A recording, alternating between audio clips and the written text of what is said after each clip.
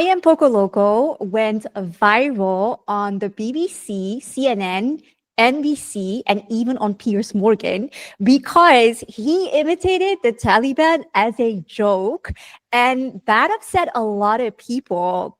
And so I'm talking about Yosaf. He's a Californian Afghan who owns a travel and tourism agency, but also a social media agency. And I think that's pretty obvious from his social media posts because he is blowing up. Assalamu alaikum wa rahmatullahi wa barakatuh. We have one message for America. Welcome to Afghanistan.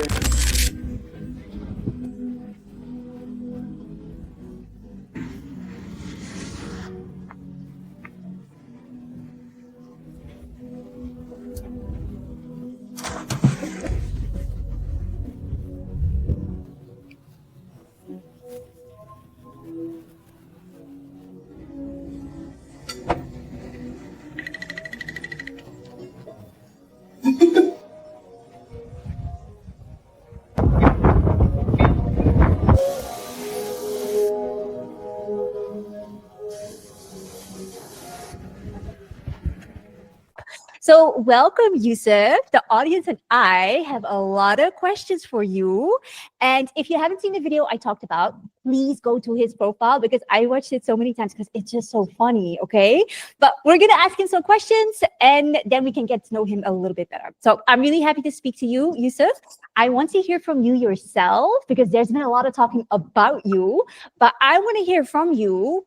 Who are you? And can you also explain why the BBC, CNN, NBC decided to use the reel you made as a joke to create propaganda against the Taliban? So, I mean, there's a lot in that question, right? I mean, I can't tell you myself, but clearly we wanted to kind of show the world what they want to see, right? The world doesn't want to see prosperous Muslims or prosperity and peace for the most part. They want to see controversy. They want to see violence, especially when it comes to the Middle East, right? So I kind of feel like a lot of what we do, we try to frame it to show the West what they want to see, and then we show them what is the actuality, right?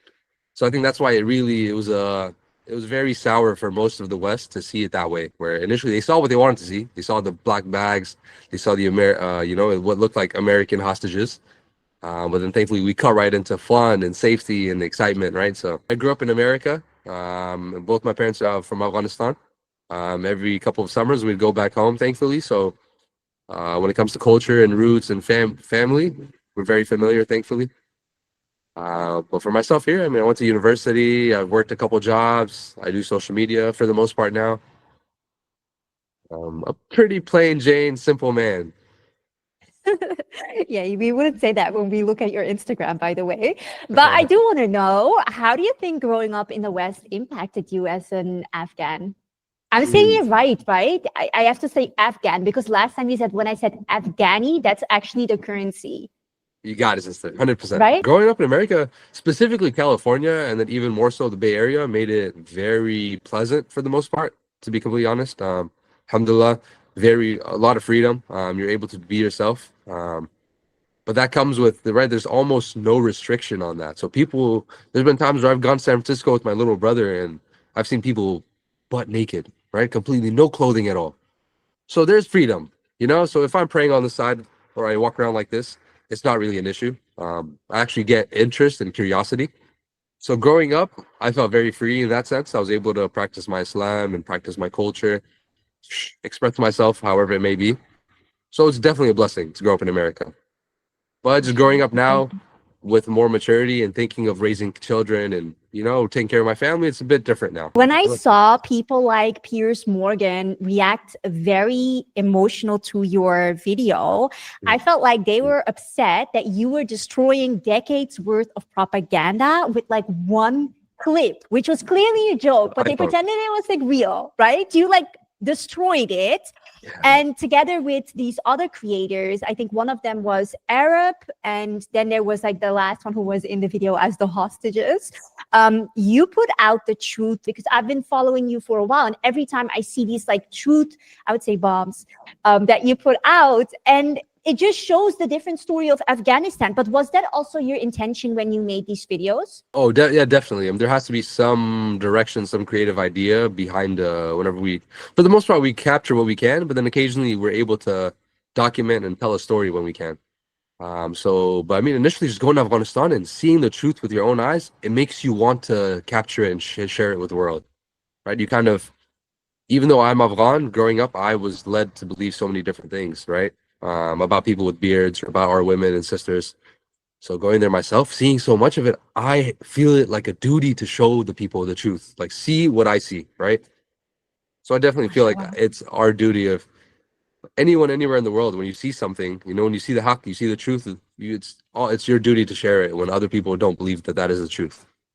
Mashallah, that's amazing. Really, I love that. Okay, so, for a while, I was teaching at this school for kids who are living in the streets in Afghanistan online. And this was a school where there were boys and girls. And so at that time, I was like shocked because obviously that was not what the news was telling me. And that also showed me that, what the news is telling me is something different than what is actually happening. But another thing that I heard when I started doing these, little lessons for the kids is that she told me that the reason why education got cut off temporarily is because the women in Afghanistan were massively put on drugs during the US occupation. And actually, when I researched this for another episode of one of my podcasts, I could find that drug use it increased by almost 600%. And I think also I saw one time like a video of you at a bridge, and then you showed that there was actually a huge problem there before, but now it's not anymore. And so there was this bridge, and you said, yeah, before, during the occupation of America, there were like loads of people, drug abusers, who were at the bridge, but now that's not the case anymore. So you really revealed the truth. But is that very common that there's like all these places that used to be like very like dark and so sad, and now it's been flourishing? Definitely, yeah. They've done their best when it comes like the government now. They've done their best to like show the people hope, basically, in any way that they can. So when it comes to even changing the name of a intersection, right? They change it to something that's more positive. Maybe it was the name of a ruler from before or something. So they change it to something positive. They don't name it to their own names, right? Specifically, but they change things to positive names. Or like that bridge you spoke about. It was called Pul Sokhta, which means the burnt bridge. And now they call it Pul Khushbakhti, which means a bridge of hope. Right? There tends to be sometimes they have like bookkeepers that sell books. They make small stands, they sell books.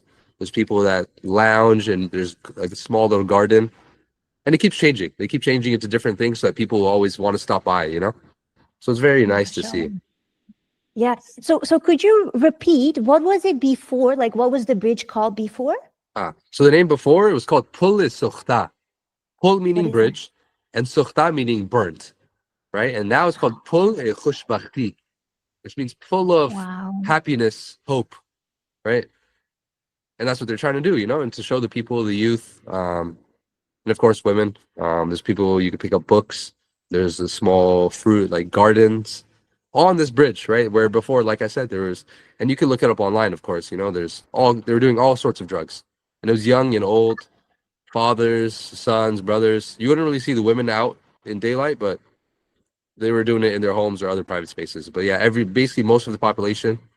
I can't say, I don't have numbers to be honest, but insane amount of people were affected by it, either directly by using it, or their family member or somebody they depended on was doing the drugs, right? So it's a horrible situation. So is it like, can I ask, how did this drug abuse skyrocket? Because like I read American statistics and they said it increased by 600% during American occupation. So how come during American occupation, all of a sudden everybody has access to drugs? So I mean, there's definitely more cultivation when it comes just to the poppy seed and heroin for the most part. There was exponential cultivation rise, right? I can't even say the numbers again. I'm not as prepared as I should have been, maybe, but the numbers were insane. Where over their 20-year occupation, the export of it exponentially grew, and then just the cultivation of it, right? Because they're protecting where this was being planted. And other drugs like hashish as well was very prominent. Even I'm from Paktia, and even some of the villages in Paktia were known for a lot of the people who were harvesting fruits and crops before decided to just focus on hashish, and they're growing cannabis and processing it into hashish and making 15 to 20 times of what they used to make before for about the same amount of work. So they, of course, everybody, even though they're against it, they would never want their family to be high or they themselves to be high. But they somehow folded, even though they were pretty astute Muslims and cultural figureheads, you know, at least within the vicinity or within the community. But they still decided that, you know, there was money to be made, and they fell into their nafs, and they decided to grow hashish, let alone the poppy fields, the heroin that was making God knows how much money. That's crazy. But did you say that they were protecting it? Like, who was protecting it? Yeah, no, so this was the cultural, like the elders of the village, even what of some villages were did not have an issue with it because so much money was coming in. But the specifically the poppy fields, yes, those were definitely protected and ultimately funded by the occupation, right? So this occupation, because they were exporting so much of it, What? I They were wouldn't exporting it? definitely, yes, yes. And it wasn't like it was being exported to the cartel. There's other people, not CIA per se, but there's some journalists on certain podcasts and interviews who have really tried to dig into this and figure out where the drugs were going to, how much was going, how much was being invested in this. But they were stopped, right? They're like, this is well above your wherever you are. This is above you. So they were stopped from this. But online, there are some articles and some information. But yeah, this was being exported to, I forget the term for it, but basically for me, like pharmaceutical companies and just big money. Basically, it wasn't just going to cartel and to the streets, you know. So, for the most part, they were focused on that. I don't think they were only growing it to spread it and to like corrupt the youth or corrupt the people, but that's a byproduct of harvesting Okay. drugs, right? Wow. Okay. That's crazy. I don't think we talk enough about that, but okay, Mhm. good to know that. But apart from this problem with drug use, were there other ways that the Afghan society deteriorated under the US occupation? Mm. So yeah, of course. I mean, democracy is sold, right? It's not something that's given to people, and democracy is very. So the democracy was free, right? There was much more freedom. There was a lot more Okay. productivity, a lot more money being exchanged in people's hands. People were even transacting in dollars at times, just and leaving tips. I had friends who, you know, they have salaries of maybe $100 a month now, whereas then they'd leave like $10 to $20 tips at certain restaurants, you know, just for themselves or for two people, and they wouldn't want to wait around for $10 to $20 because for them said, oh, it's okay, like don't worry about it. So there's a lot of money, there was a lot of productivity, but the byproduct of this was there was a lot more. There's drugs, there's prostitution, there were warlords that would go in the streets and have 10, 20 cars follow them just to show, you know, people that, hey, like I'm untouchable. They would shut down streets of certain warlords of like, just because a warlord lived on a street, the warlord themselves and their people would shut down a street. They'd put metal barricades and just shut off a street just because they don't want people passing by. And the government couldn't do anything about it, right? Because the government was either paying these guys or being paid by these guys, and there's some form of relationships with these warlords and drug lords. Wow. So There's a it lot of really crime. became like America, I guess. Yeah, but just exponential. It's just so many on every front. There's corruption on all levels, right? America and the Right. West tends to be corrupt at the higher in those higher, more Mm. elite rooms and circles. As in Afghanistan, you could pay the guy next to you, you could pay the cop, you could pay the guy at the motor registration department. So just basically corruption everywhere. So everybody was expecting some form of a bribe, even to, like I said, to pay for your motor registration. There was a bribe involved. Somebody could profit of getting you a appointment quicker than the next man. There was just yeah, take police officers. You could pay them off right then and there, or people would make problems for you and basically ask you for the money without asking you for the money, right? Yeah. Yeah. Okay. That does not sound like a society you can live and work in or have a business in. Definitely not known. And then let alone the Mhm. safety concerns, right? There were so many different terrorist factions and then there's of course, the occupation plus the 40 countries that was with them, right? All of NATO. Um, and then there's like I said, there's Taliban, there's ISIS, there's like ISIS-K, there's the warlords I mentioned. There's so many different factions and so many people that were either fighting for their own pocket or for some group or cult or whatever it may be.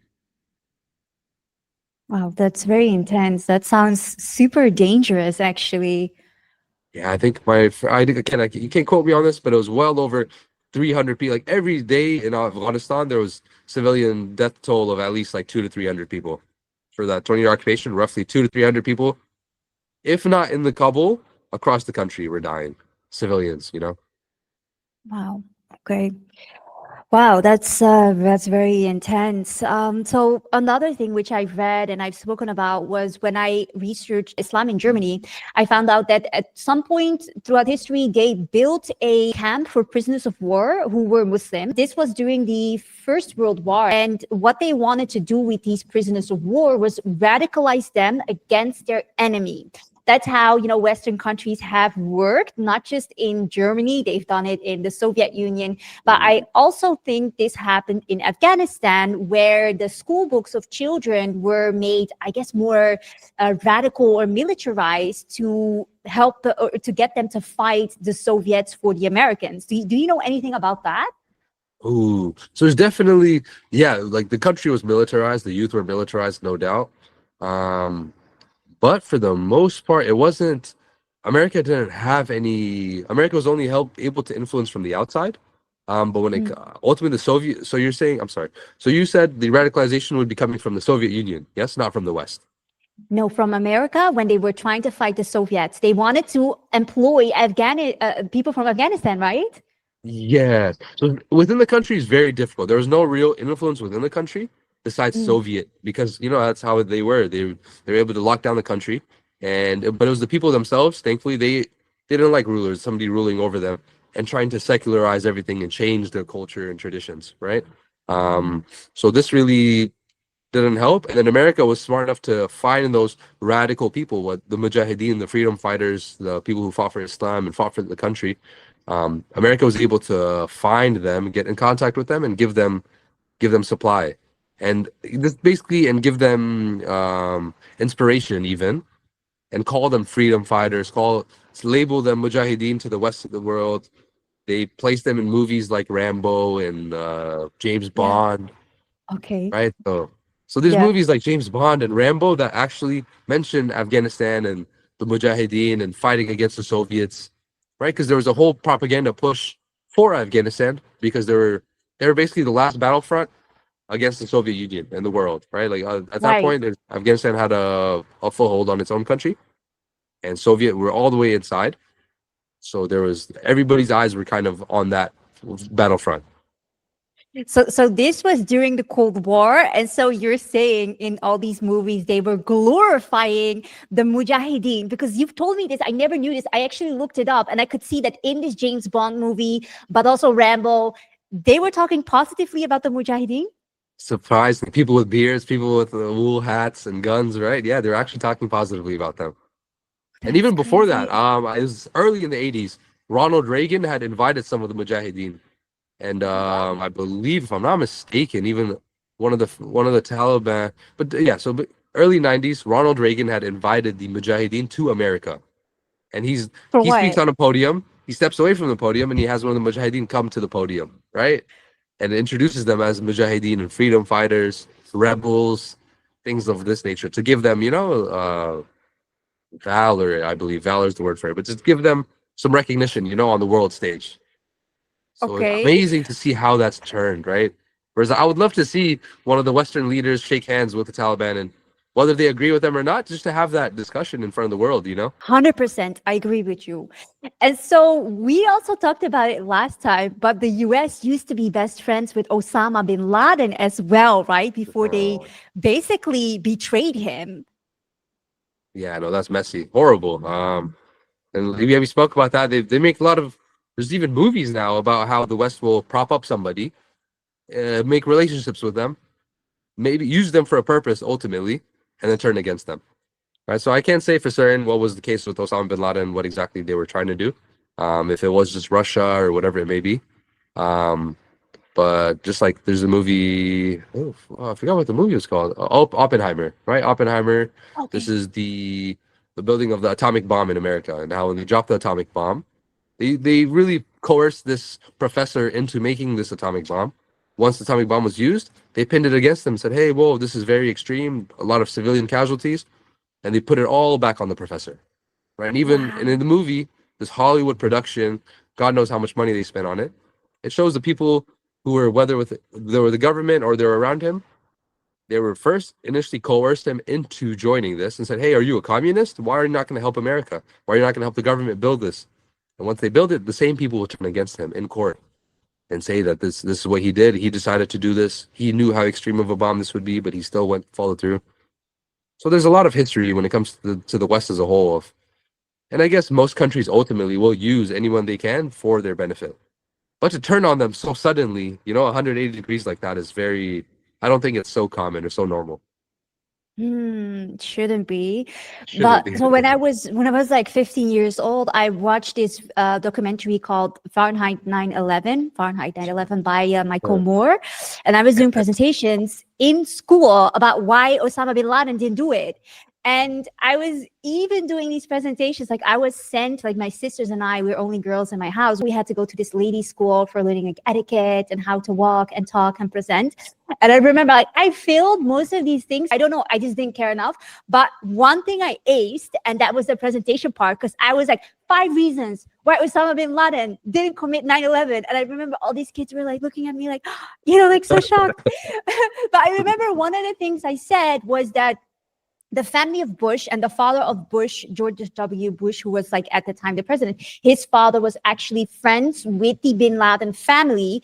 And another thing was they were heavily invested in the war industry. So they profited of the war that ensued after 9/11. So obviously they turned on Osama bin Laden, even though they used to be friends. But Afghanistan did not turn on Osama bin Laden, because you told me last time that he's still a national hero in Afghanistan. Yeah, I wouldn't say he's like propped up as a hero, but there's definitely, especially when it comes to Mujahideen and the government, most of them they revere him, right? They have respect for him. Again, he left his comfort and his country to come fight with the Afghans against Russia, right? To protect the government. They helped Afghanistan protect themselves, right? And specifically bin Laden. There's many other people from Saudi and from all over the world. People were coming, right, to help Afghanistan, as the Ummah should, right? The Ummah should be helping any Muslim that's in pain, right? So these guys were willing to, whether they came from low or high, they were able to come to Afghanistan and help. But Osama was able to help a lot, and so when he did, he came and helped us fight against the Russians, and he left to Sudan. He was in Sudan for a bit, and then for some reason I can't say, I'm not too sure. But he was exiled in a sense of, from Sudan. He left Sudan, came back to Afghanistan. Okay. And this is in the late 90s. And when he came back, at that point, Taliban had taken back the country from a civil war that happened after the exit of Russia. So the Taliban had managed to take over most of the country. And when he came back, Osama bin Laden, Mullah Omar, may Allah be pleased with him, he was the founder of the Taliban. He was able to, or he decided to, give him refuge and protect him. So even when 2001 came around, Mullah Omar and the Taliban said, "Hey, listen, like if you guys want to try him, there's no issue. We'll hand him over to any Muslim country of your choice, and the West, you go ahead, just provide some evidence, and you guys can have at it, whatever it may be. But since he's our guest, he fought with us, we're not going to just give him up." And then, America didn't wait. It happened in September. In October, they already dropped bombs on Kabul, just everywhere, right? And so it was a fairly quick takeover of the country.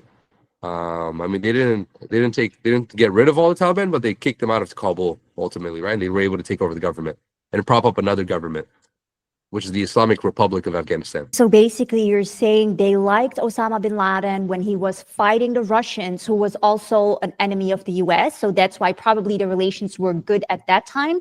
But then they did probably betray him, because there's lots of documentaries coming out right now. I think Tucker Carlson is doing a whole series about why it wasn't the Muslims behind 9/11. I mean, there's just evidence coming out everywhere right now. And but they did not give Osama bin Laden a chance to get a fair trial, because you're saying Afghanistan did say, okay, try him in court, but they said, no, we're not going to do that. They felt like they had enough evidence, or they had provided evidence to the world, I guess, but not much. That's why thankfully these documentaries are still coming out, right? That does, that does explain a lot. Okay, so another thing that Tucker Carlson very recently did was, in his show, he said, hell yes, the Afghan drug treatment program is much more effective than the American drug treatment program. He said that the Taliban has a faith-based method, no nonsense, zero intoxicant policy in their rehab, and it works, and the American version does not work.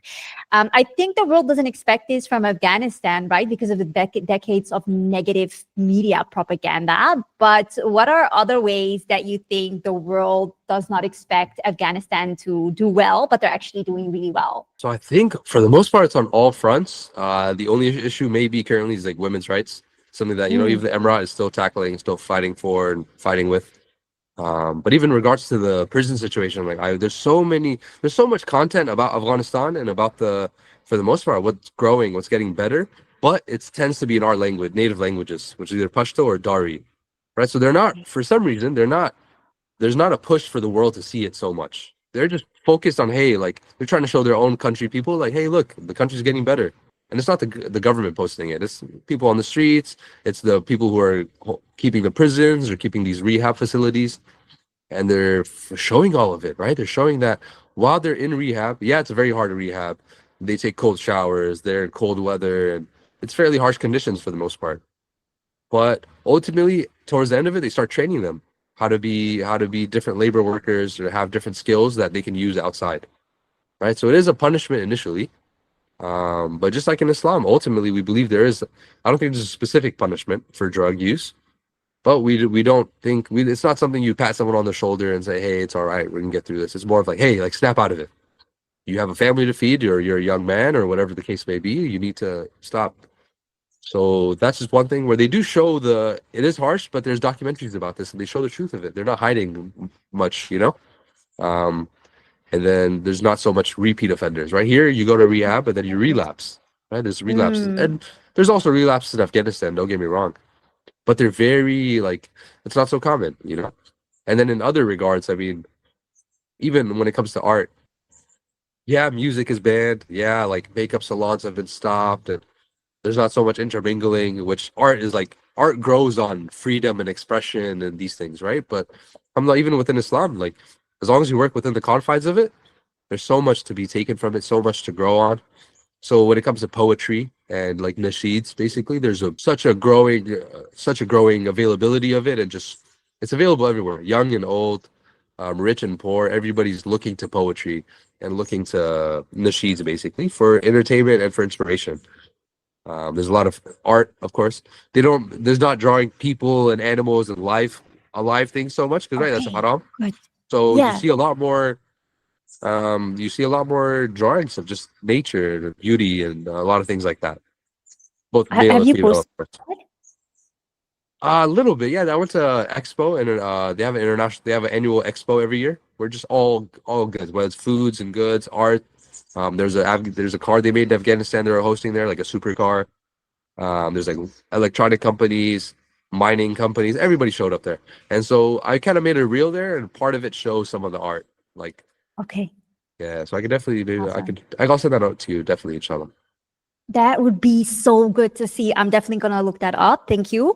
Okay. So you did mention one thing. You said something about the women's rights, right? And so I would say in the West, there is a lot of performative allyship when it comes to women in Afghanistan. And what I mean by that is that the media loves to exploit the situation of Afghan women to justify the wars against Muslim countries. They'll be like, oh, but look at the women in Afghanistan. We need to free them. And I once read that you can easily debunk this fake concern because they never mention that men in Afghanistan also have to dress modestly. And if they don't, there will be societal repercussions. And you told me a little bit about that last time. Yeah, definitely. Like when we have guests coming all the time, and they're very, a lot of, I mean, the people that come to Afghanistan usually are well traveled. They've traveled a lot of places in the world, and so they know how to fit in and how to be respectful and modest for the most part. But we still have to remind them. And so we have friends that come that they wear short shorts and tank tops in their country, right? So they come here and they have to put on all this clothing, and initially they're a bit turned off by it, Men, right? but and they don't have to, of course. Yeah, men, correct. Yeah. And so, but we personally decide, we tailor a full outfit for them, right? From the hat to the sandals, everything, we make a pair of an outfit for them. And Yeah. and they put it on and they're just so surprised at how loose and how comfortable it all is, right? And modest, of course. Like most of our culture, we're sitting on the ground, and when you sit on the ground, you end up spreading your legs one way or another. But with clothing like this, it's very modest. The pants are loose. Your garment goes over your whole groin, your whole area, and then usually we have a scarf or something as well, or something like this. So it's very modest. People tend to see that it's very practical. Like I said, you get airflow. This has a loose thing right here. So when you're in the car, you stick your hand out the car, and all the air flows through the garment, right? No issue. So it's very just comfortable. It's not touching your skin so much. It's sitting on it. It's not grabbing anything. So yes, it's very modest. And it's comfortable. And of course, not to say that if a woman is wearing hijab or niqab, that it's very comfortable. But most will tell you that it's a loose garment, even if the female is covering themselves, they're able to walk around comfortably in the heat that the Middle East or a lot of these places have. Yeah, no, I can attest to that. But I did love the story that you told me. And you also said that if men in Afghanistan, they visit and they don't dress modestly, they will also have someone telling them, hey, you actually got to cover up, or you got to dress better. Isn't that how it goes? Oh, 1,000,000%. And it won't be a Taliban official or some like a guard on the street. It'll be an old man or a young kid telling me, hey, what's it like? Are you all right? Like, hey, like, like you don't look right, or like you're wearing your underwear, right? Shorts and a t-shirt are and were considered in most of the world as underwear or as sleepwear, right? So people didn't walk out the house in shorts and a t-shirt, maybe even I think 40, 50 years ago. Maybe no, a little bit longer, maybe 60 to 80 years ago, right? But people didn't walk out the house with shorts and a t-shirt on. People were wearing full pants and wearing shirts that covered most of their arms, So times have definitely changed. So in Afghanistan, when you go there, even when it comes to some people, like even as liberal as you may be, and you know nothing about Islam or the Middle East or history, it seems very foreign to you, Afghanistan. But when you go to Afghanistan, it's very familiar because it's ancient in a sense, right? One of our guests, he was telling us, he said it initially, and then he realized how rude it sounded, maybe, but we didn't take any offense to it. And he was a Jew recently for a Jewish client of ours. He had come and he was filming some things, and he was talking about how, like, man, he's like, it's very interesting here. It's like it feels like I went like 2,000 years back, like to the time of Jesus, peace be upon him. But he said it in a way where it could sound like he's saying, "Oh, you guys are so ancient and so like cavemen," And so we flipped it on. That's what we said to him, like, "Hey, so you think we're cavemen?" And he's like, "No, no, no." And it was very funny, but it's just very familiar. It's very traditional in the sense of, like you said, the modesty that the men and women practice, the way everything is in the streets. So there's definitely a lot to learn and a lot to be inspired from about the culture and the history of Afghanistan. MashaAllah, I love that. Okay, so Yosaf, I do have to ask you a question because I've seen you carrying weapons on planes like you own the place, and I have to ask you, are you part of Taliban? A negative, no. No government affiliation, whether it's Afghanistan or America. So how come you carried guns on planes? So I mean, just addressing the gun on the plane, of course. So that's actually there's a restaurant and a cafe in this little theme park in Kabul, and at the top of this restaurant they have parked a plane, right? An actual Com-Air plane, which is an Afghan airline.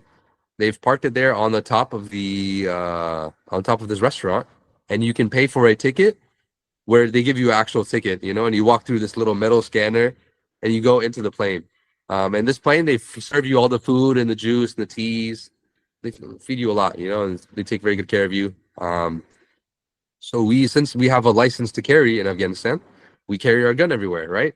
And so whether it's restaurants or we go to the mosque, you're allowed to carry. Just like in America, right? When you have a license to carry, or whether it's concealed or it's open carry, you carry it with yourself wherever. I understand you're in UAE, so it's probably not very common to see a weapon or even No. or most of the world actually. I think most of the world is not very familiar with guns or weapons being No. shown or brandished, right?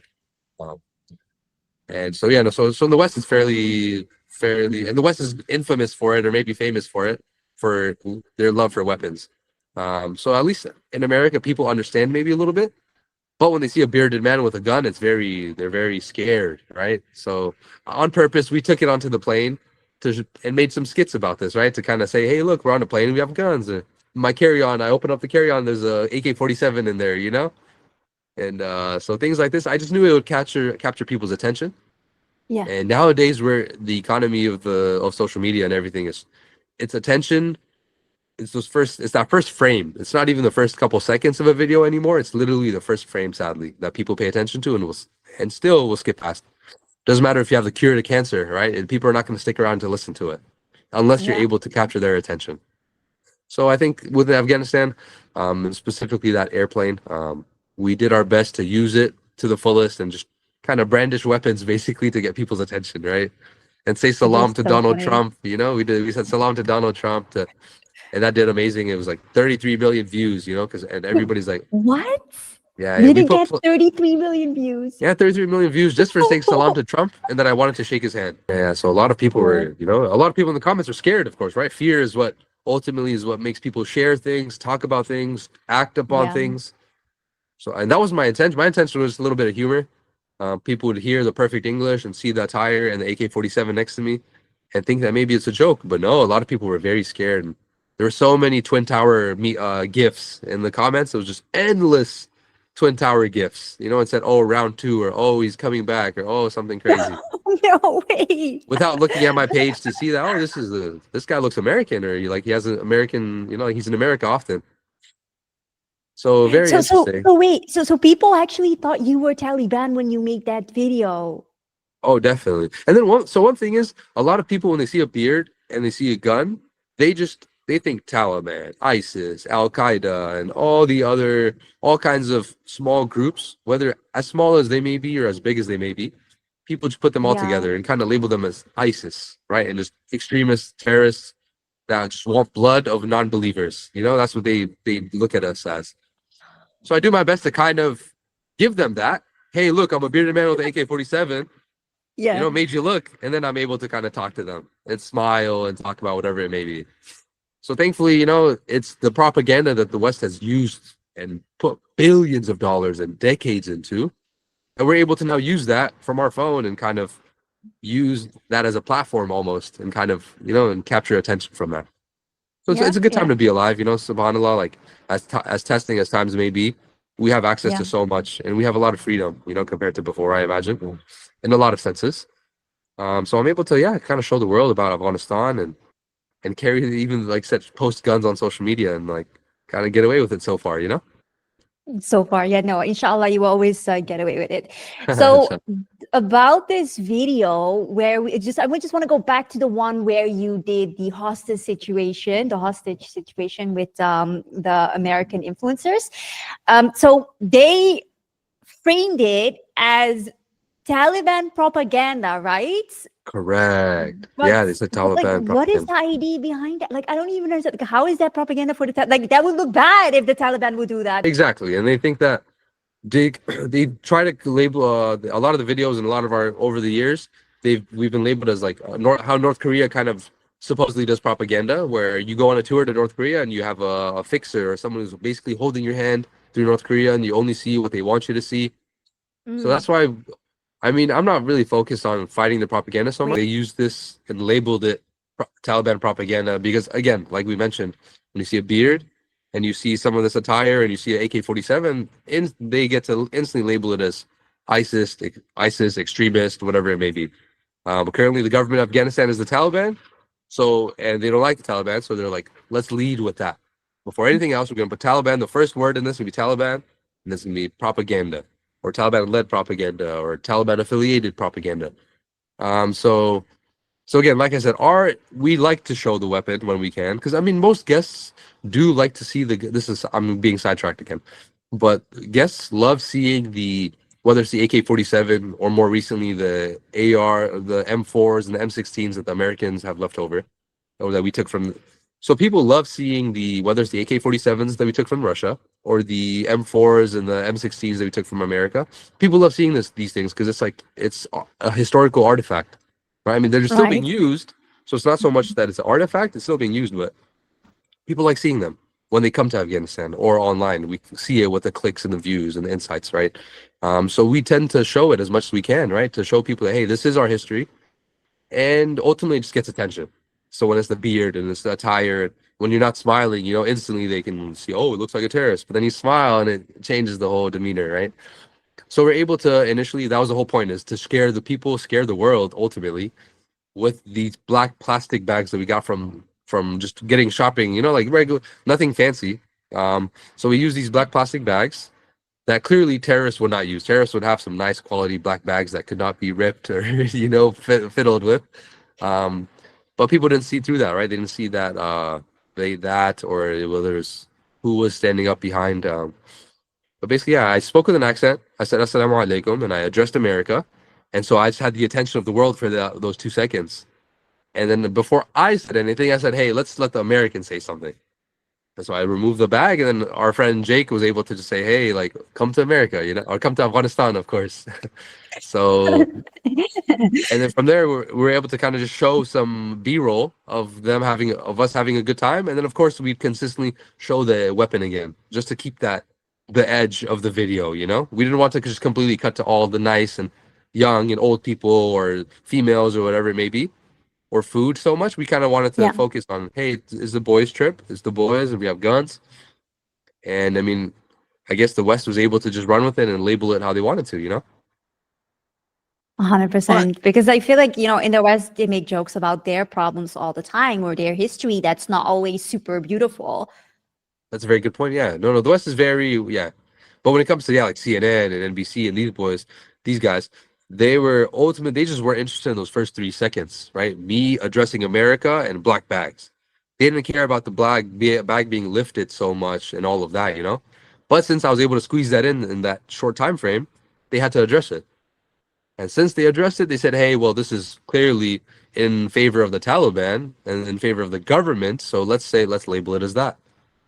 When realistically, all we're doing is say, hey, yo, come to Afghanistan, and we're showing water and we're showing nature and we're showing some food. I thought it was a great commercial. And I was even thinking, like, could I go to Afghanistan? Because, like, I'm clearly not a Westerner. And I don't know, like, what's the vibe for a woman who's, like, Muslim? No, for you're a sister. Sister, like when Muslims come. So interestingly, in Afghanistan, when our guests come, a lot of people, when they find out that they're a guest, even if they're Afghan, but they're like myself coming from the West, they're still asked certain things like, oh, about the West or ultimately about their religion, right? So anybody who's coming from the West, especially if they have blonde hair, they look maybe a bit more Western or dressed Western. One of the first questions they ask them is like, hey, are you Muslim yet? Or are you Muslim? These are questions that they get asked. Yeah. And because people, mashallah, for the most part in Afghanistan, they're very proud of their faith, right? They take it as a gift. They're very almost extreme in a sense where a lot of the religion has become culture, has become culture now. The parents are teaching them, hey, haram, this and that. Like, a lot of Muslims, right? The parents tend to teach you in a way where the Islam, your faith, becomes your culture. And I believe it should, right? Ultimately, because Islam is the culture that will stay forever, inshallah, right? Whereas your culture is always going to change. So people in Afghanistan are very proud of their faith, and they're always very curious about the faith of others. So they tend to ask everyone, hey, are you Muslim? Or are you Muslim yet? And this tends to make guests uneasy sometimes. They say, why is everyone asking me about my faith? Right? But no, as a Muslim, you come, they will rejoice you so much more, Even, again, a non-Muslim who can come, or even we've had U.S. military, we've had Israeli Jewish people coming, guests, and they've been able to come around, sit with Taliban even, with no issue. So yourself coming as a sister, you will be rejoiced. You will be cherished. You will be accepted even more so than maybe non-believers, just because they already have something familiar with you. They're familiar, and that's the best thing, to be familiar with someone, is faith and religion, right? So you will be, yeah, even when if it comes to Taliban or it comes to men, you're seen as a sister, you're respected, you're protected, all the above. And then as a guest, so yeah, please, I definitely encourage yourself and any sisters that want to come. But no, there's even like actresses that star in bad movies, right? Like where they're doing all kinds of bad things. They've come and they've been able to walk around freely for the most part within the rights of Afghanistan. wow. They've been able to travel around, modestly covered, of course, and Yeah. go to the national parks and interact with people. Even take pictures with weapons, to kind of show people like, hey, look, the officials here will give us a gun, whereas an official or anybody with a gun, for the most part, in most of the world, would not give their gun to a stranger, right? But in Afghanistan, it's fairly Mashallah. common. When they know that it's a guest and this Yeah. guest wants to take a picture, they'll put the gun in safety, or they'll put an empty magazine inside and they'll give the guest the weapon. That's so cute. Like, that's so kind. And also, so like, it sounds like very wholesome. Okay. I would love to go, Surprisingly, but right? yeah. Yeah, they Yeah. Well, sadly, yeah, it I shouldn't feel like, be, I guess. no, please, yeah, definitely you come. But sadly, what I keep telling guests is the bar has been set so low for Afghanistan, where the simple things that we do that's been normal for us for thousands of years, even before Islam, has become so like, oh wow, these people smile, or whoa, these people shake hands. Like the simple things that humans do is a surprise to a lot of these people, our guests, sadly, because of how much propaganda has been fed to the world, right? And how low the Yeah. standard has been set. So it makes my job very easy. I just need to show people. I don't need to fabricate anything. I don't need to decorate anything. I just say, hey, come take a look at this. I've never met this person before, and I'm able to introduce them to my guest from any part of the world, and they're able to have conversation, whether it's about politics or religion, and it will not end up being something that I would what's the word for it? Something that I would regret. It's definitely not regretful for the most part. Yeah, that sounds really good. Mashallah, that's a good job to have. So You just blessing. have to walk Alhamdulillah. around. Yeah, alhamdulillah. Good. Mashallah. Okay, so, okay, Yusuf, obviously, I mean, it's really different, unique what you're doing. And I guess a lot of people are wondering, like, how did you even get into that? Because, like, how do you just move into this society? You carry guns onto planes, become an Very good point. internet sensation worldwide. How does this happen? As an American citizen, right? Yeah, that is very interesting. Right. Alhamdulillah. I mean, first and foremost, it's just Allah plans. I went to university, started as an engineer, ended up getting a degree in business, studied in Dubai for a bit, moved around. Went to a lot of Europe, went to a lot of places, and so one thing, Alhamdulillah, growing up is I was a tourist. I've been able to be a tourist in a handful of countries, so having that experience of kind of like being a guest in someone else's country, kind of washed on me a little bit. Maybe had a bit of an effect on me. And then a little bit of the newfound freedom and safety in Afghanistan. Ever since the Taliban took back the country, that helps a little bit. But ultimately, I have my cousin Imran, right? He's, mashallah, he's been all around most of Europe. He spent a lot of time traveling. He soaked in a lot of the pop culture and a lot of culture of the West, ultimately. Knows, mashallah, like 7, 8 languages at this point. So having a guy on the ground in Afghanistan and blood, and somebody I was related to for a long time, I was able to see him for a long time growing up. And having a character like that back home really gave me hope that, hey, maybe I can start something, right? I can kind of invite people to my home. So that started initially with distant cousins of mine and family friends of ours that wanted to go to Afghanistan. I would link them with my cousin Imran. And then I even had some friends that were in the region, decided to go to Afghanistan, and I linked them with Imran. So after seeing a couple of these things and having their feedback on our cousin and the country, of course, I realized that, hey, like, this is something that I can set a system for. And I've always, more recently than ever, in the past couple of years, wanted to help the country, like, especially because the economy is so tough and there's not jobs and whatnot. Even within our family, a lot of people don't have jobs. So I thought this is the best way to at least get my cousin working, getting some dollars into the family and into the country. And then Allah subhanahu wa ta'ala was able to bless that. And our first, like, guest, in a sense, with the registered company was Arab, right? He had well over 1 million followers, very well connected, a very great storyteller and a great character, mashallah. So he was able to just kind of show the world, and basically we were not prepared for how much the world would want to see Afghanistan, right? So able to just, again, ultimately Islam, like I really truly felt like Allah subhanahu wa ta'ala, I could have been pulled to any country or anything, but having grown up being Afghan and having love for the country and my family, I was able to be led through just life to this position where, hey, like you can, in an entertaining manner for the most part, nothing like what you're doing, mashallah, is much more than just entertainment, right? Mashallah, all yours, you're able to move people, you're able to bring back history, inspire people. And it's not solely through entertainment, it's much more. But with myself, I don't have to really speak numbers or facts or history. I'm kind of just like, hey, like, it's safe here, guys. Like, come, that's all I have to do, alhamdulillah. And I have my cousin Imran and some other new people on the team that are able to help our guests. And it's just a really blessed position to be in, where I still come to America in the West, and I'm able to show people, hey, look, I'm able to show Afghanistan that, hey, the West is not so bad. And I'm able to show America that, hey, look, I can be proud to be American, but I can be proud to be Afghan as well.